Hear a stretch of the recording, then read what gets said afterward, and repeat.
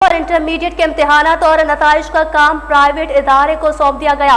अपने नाज़रीन को बता रहे हैं कि सिंध हुकूमत ने मैट्रिक इंटरमीडिएट इम्तिहानात और नताइज का काम आउटसोर्स करने की मंजूरी दे दी, जिसके बाद दोनों बोर्ड्स के इम्तिहानात और नताइज का काम बोर्ड्स के बजाय प्राइवेट इदारा करेगा। महकमे बोर्ड्स और जामियात की जानिब से सिंध के तमाम मैट्रिक और इंटर बोर्ड्स को ख़त इरसाल कर दिए गए। ख़त में कहा गया कि इस सिस्टम का मकसद शफाफियत और इंसाफ है और बदउनवानी की हौसला शिकनी करना है।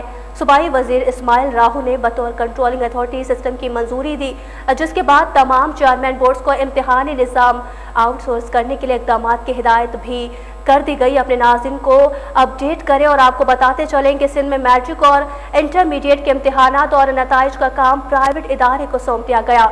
सिंध हुकूमत ने मैट्रिक और इंटरमीडिएट इम्तिहानात और नताइज का काम आउटसोर्स करने की मंजूरी दे दी, जिसके बाद दोनों बोर्ड्स के इम्तिहानात और नताइज का काम बोर्ड्स के बजाय प्राइवेट इदारा करेगा। महकमे बोर्ड्स और जामियात की जानिब से सिंध के तमाम मैट्रिक और इंटर बोर्ड्स को ख़त इरसाल कर दिए गए। ख़त में कहा गया है कि इस सिस्टम का मकसद शफाफियत और इंसाफ है और बदउनवानी की हौसला शिकनी करना है।